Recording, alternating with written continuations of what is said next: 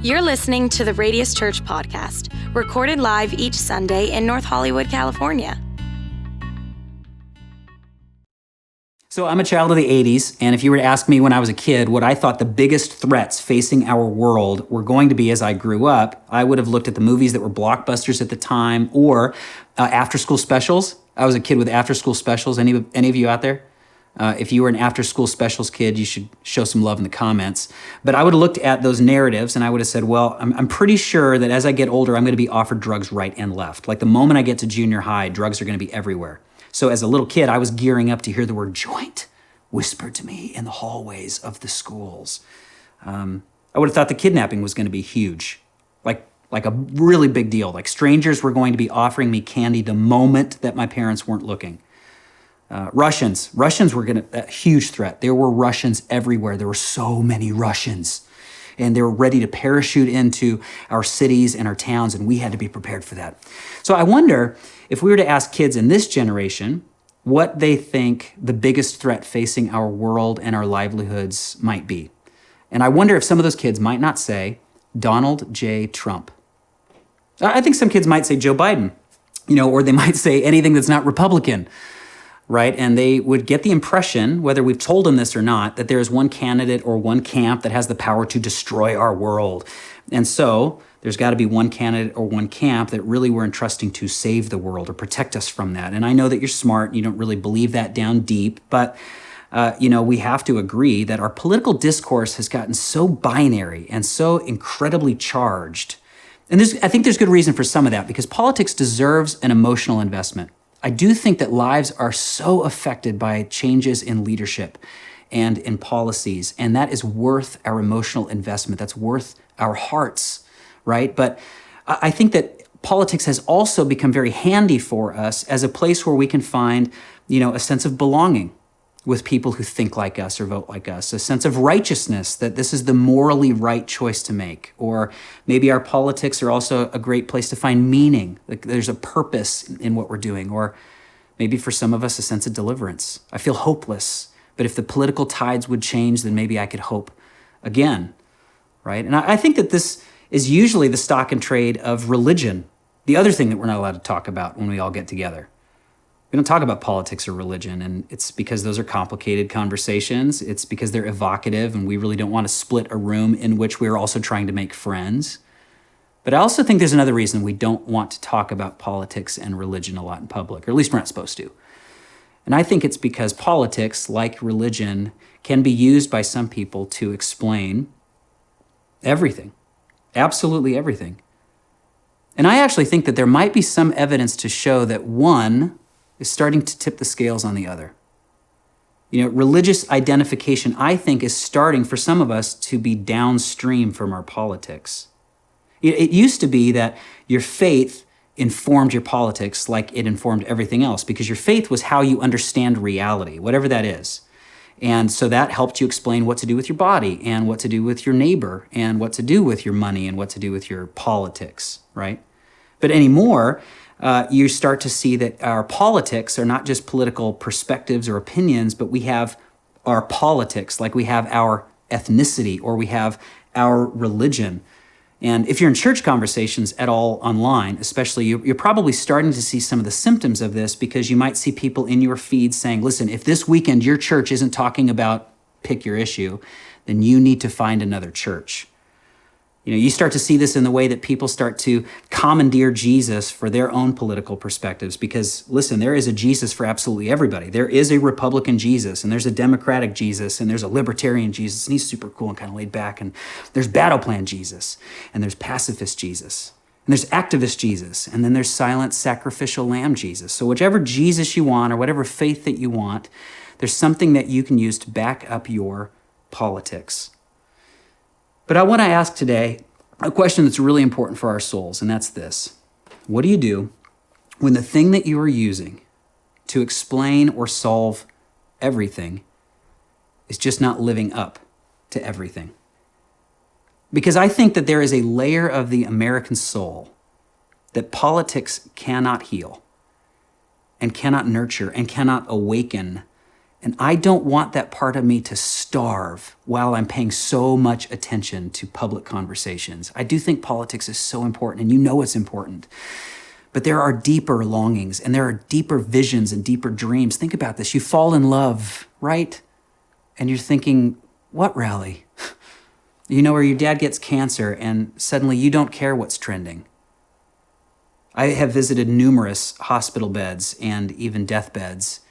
And wouldn't you know it, in what looks like those final moments for people or those moments of extreme pain, very few people want to talk about politics, because when you peel back the layers of liberal and conservative and everything in between, what you have left is a human. A human is waiting for you there. And Jesus, whatever box you wanted to fit him in or brand you wished he would cleanly fit in, he seemed to be focused on that deeper material all the time. And it doesn't mean that when people are interacting with Jesus, they still didn't try to figure out and decipher which box he would fit into or what box he would check or what protest he would attend or what side of an aisle he would sit on. Like there was this one moment when one of his closest friends and followers, Matthew, he was there to see this. And so he wrote it down in a biography, and he sees Jesus try to navigate that kind of branding that people wanted to impose on him. And in Matthew chapter 22, it says, then the Pharisees, who were like the religious leaders who also kind of dealt in politics, they met together to plot how to trap Jesus into saying something for which he could be arrested. They wanted to silence this guy. So they sent some of their disciples, along with the supporters of Herod, who was the political leader in that area, to meet with Jesus. Teacher, they said, we know how honest you are. You teach the way of God truthfully. You are impartial and don't play favorites. Now, they're trying to butter his bread before they toast it. They're just being facetious. But Jesus followers joining us today, I do want us to pause for just a second and consider the reputation that Jesus had built that they were trying to take advantage of here. Just think about this. You are impartial and don't play favorites. You're kind of a hard guy to pin down on one side of an issue or another. But they go on. Well, we don't know that you want to pick sides at all, Jesus. We know that's what you're all about. And then, of course, they try to get him to pick a side. Now, tell us what you think about this. Is it right, so in other words, is this the right thing to do, to pay taxes to Caesar or not?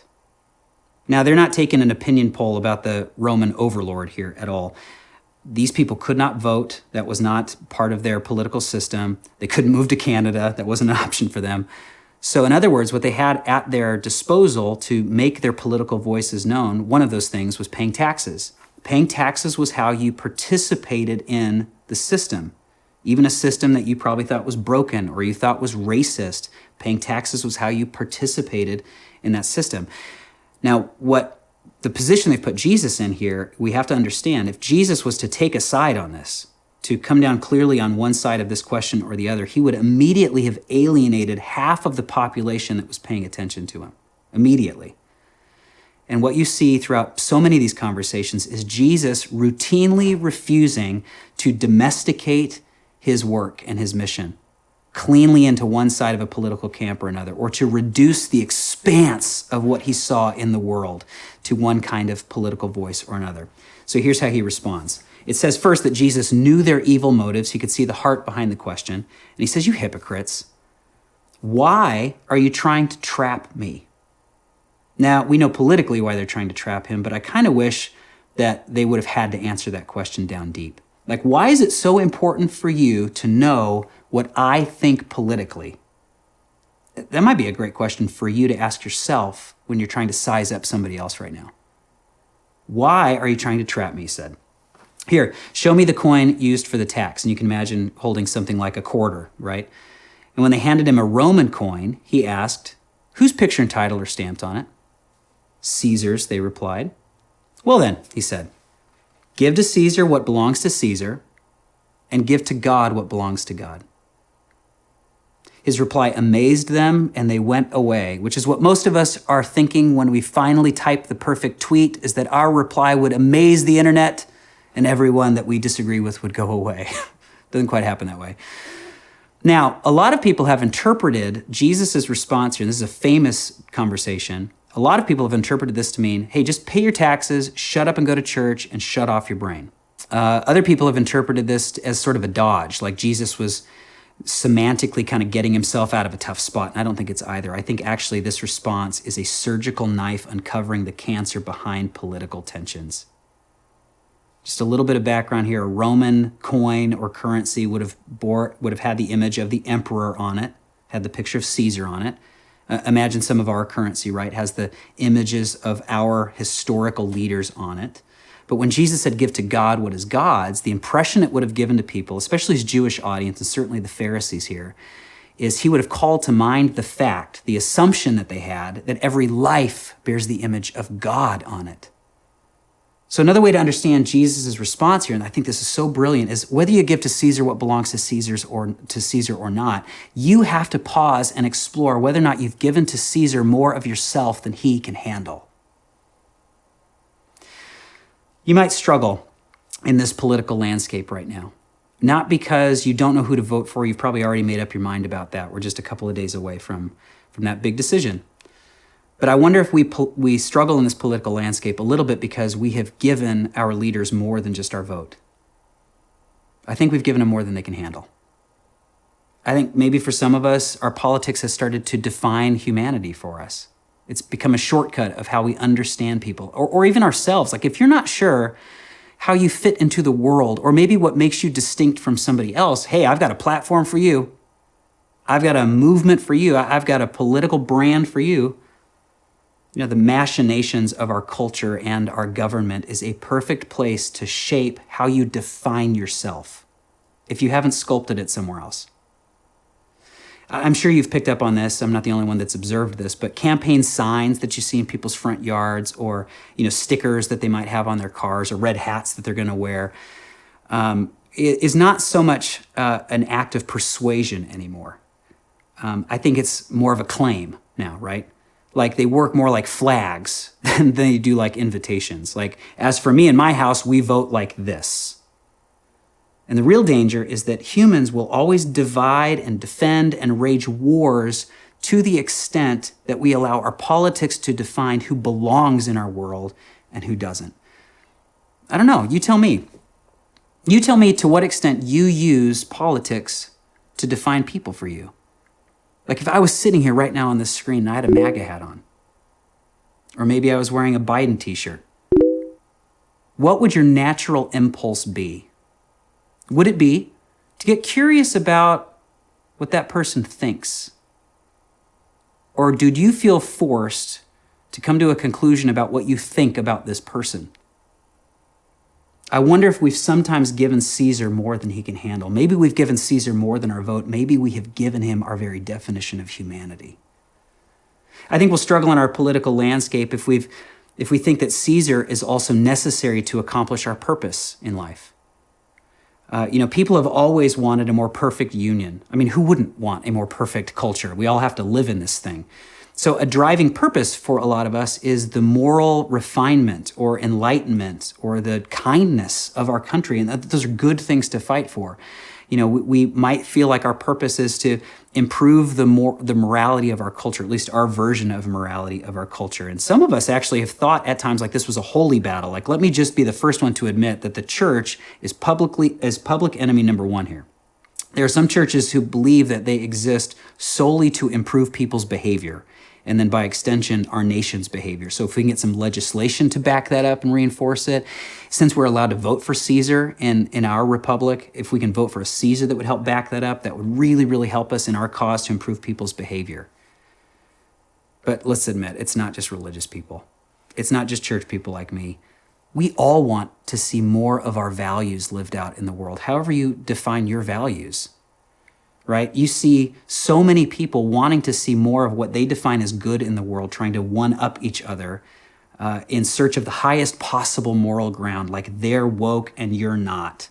Whose outrage is more authentic than somebody else's? Who gets it? Who really understands what's going on and who's just virtue signaling? Who understands the conspiracies that are happening behind those velvet ropes and who's just a sheeple? We see this happening all the time when we feel like somebody is thwarting or advancing what we believe is the moral refinement of our country, our purpose, and we need our candidates to reinforce our purpose. We think God is behind the candidate we think is going to further our purpose. And I think that we're giving Caesar more than he can handle.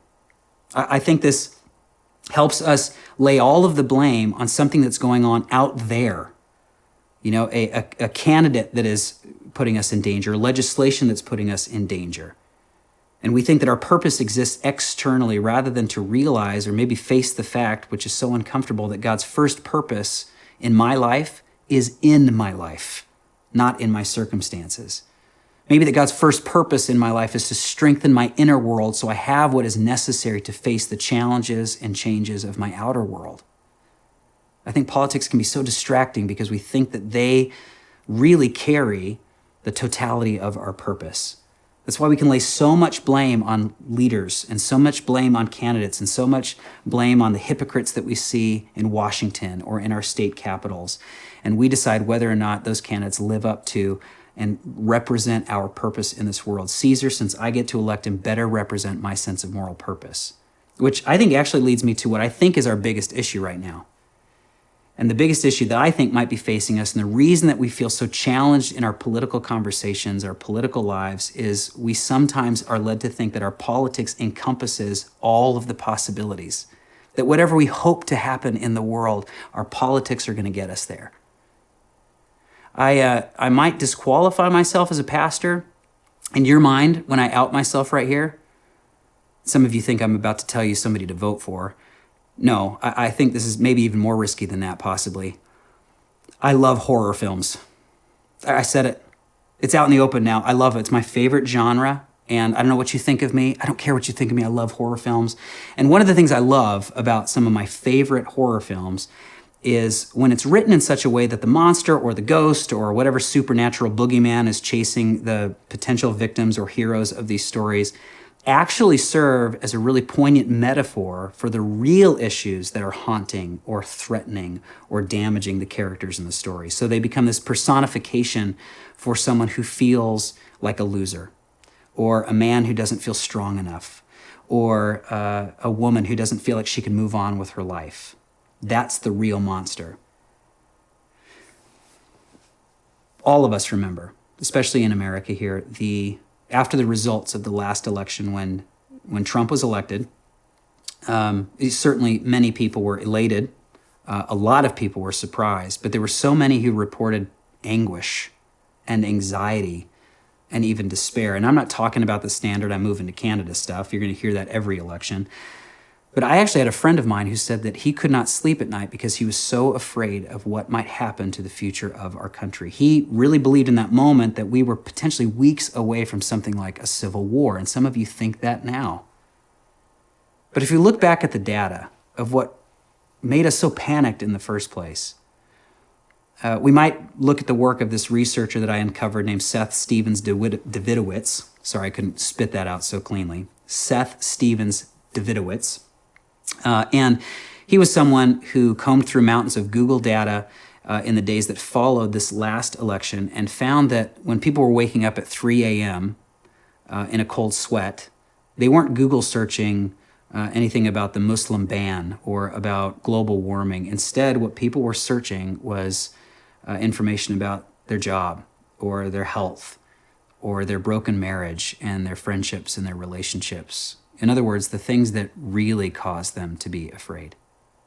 The things that maybe they were hoping in some way politics would eclipse, like a little bit of hope in the Oval Office might help me to ignore or maybe have the strength to face what really scares me the most, that I'm not good enough in this world or that I'm going to be left alone.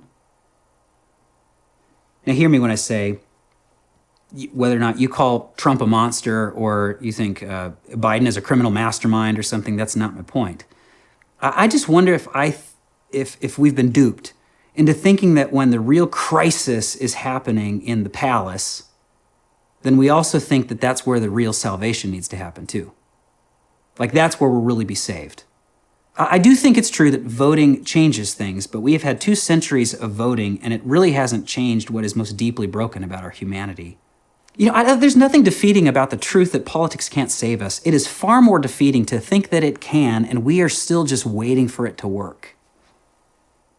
The Jewish community that Jesus influenced and spoke to, They had a deep theology that empowered them to be great citizens, but then also observant and aware of some of the innate challenges in the imperfect political system, right? And some of the earliest protests that we actually see the Jewish community marshaling to make their voices heard was not against the taxes or against some of the other political legislation or systems. Instead, some of the earliest protests were protesting the idea that the emperor was God, protesting the misunderstanding that any one person has that kind of divine possibility and potential. I'm sorry, we won't live our lives that way. We won't give that impression to our kids. And when I misplace my hope of what is possible onto a person, or I misplace the definition of what makes a human, my identity, when I misplace my sense of purpose into a person, I'm giving away far too much power. So do you want to know how to remain stable and confident and focused in the next couple of days? As we go to the polls and as we see the results, and then we see all of the confusion and lawsuits that are going to happen as a result of that, do you want to know how to remain stable and confident the next couple of years? To remain stable and confident in the next administration, stop giving to Caesar what he cannot carry. Stop it. Caesar isn't strong enough for your dreams. He's not strong enough for your purpose. Caesar is not strong enough to carry your whole identity. He just can't. God promises all of that for us and has the power to deliver on that promise. I am only going to hope in someone to the degree that they hold my future. And I'm sorry, no one on the ballot this Tuesday has that kind of capacity. Nobody. Please vote. Because I think at the end of our lives, I believe, and you don't have to believe this, that you and I are going to be held accountable for our choices. I think our choices matter. Our choices create change. But I do not think that we're going to be accountable for the outcomes, which is just above our pay grade. We cannot determine the movement of the world and the movement of history, but we can participate in it, and we're going to be accountable for those choices. So please, this week, cast your vote, but go into that booth having already cast your hope. Malcolm X once said, power only takes a step back in the face of more power. And I completely agree.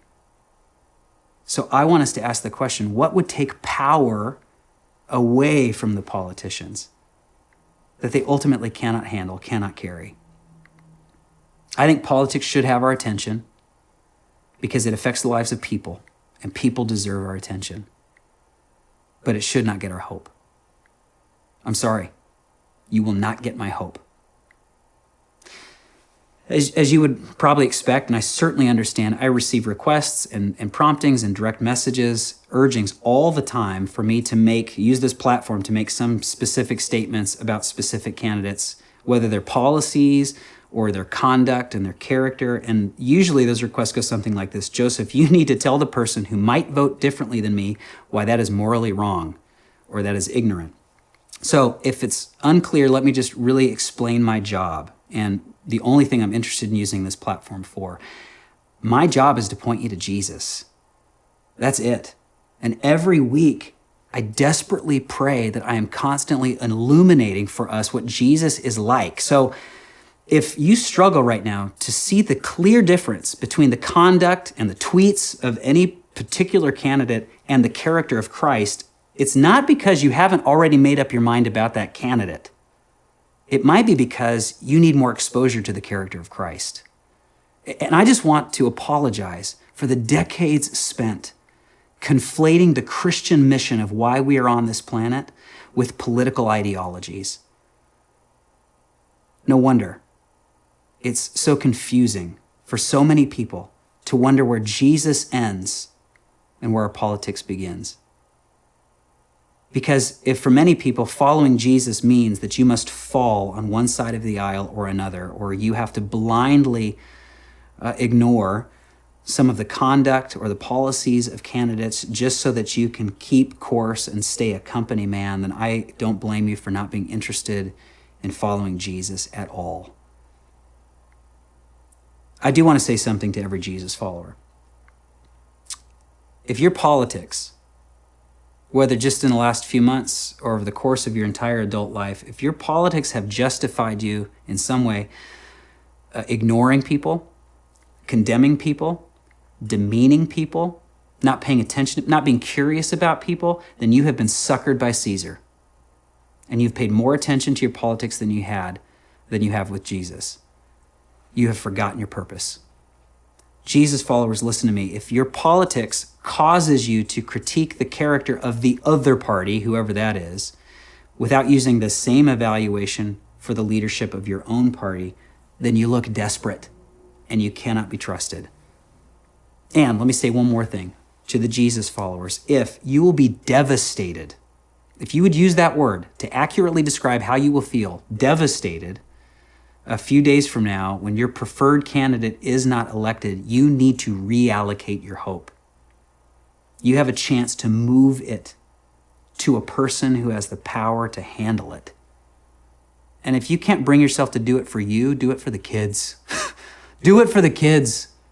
Because young people right now are panicked today because they are looking at all of these adults around them. They think God plays no part in this future when he plays the biggest part in the future. They clearly have the impression that if X doesn't happen or Y isn't elected, then clearly God has abandoned us. And we have more of the story to tell. Come on, Jesus followers. Some trust in chariots, and some trust in horses, and some trust in an election, and some trust in the Dow Jones Industrial Average. But you? Me? Come on. We already have a king. And we didn't elect him. He elected us. And he's going to be standing on November 4th, and he's going to be standing in 5 years, and he promises to carry the burden of fixing the world so that you and I can focus on loving the world. The answer for humanity won't be found by focusing only on our politics, but by focusing first and primarily on our hearts, where the real crisis and the real opportunity and the real dreams and the real possibility lives. And the good news? The good news is there is nothing that needs to be done still about our aching and broken and sin-filled souls that hasn't already been done. And we cannot be talked out of despair. We can't be elected out of despair. We can't be preached out of despair. We have to be rescued. And it's already been done.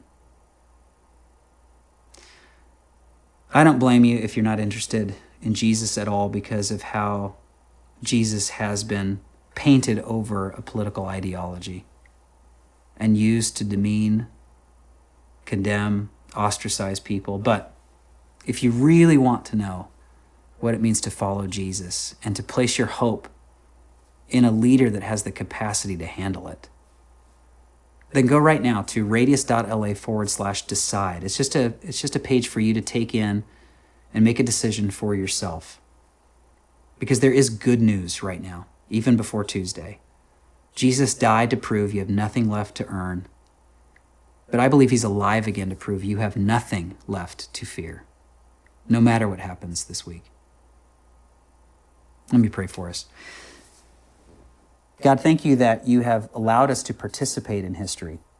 And forgive us for the times, God, when we have felt like history is riding on our shoulders. And understandably, we think that if we make the wrong move or the wrong person is elected or the wrong legislation passes, then history will be ruined.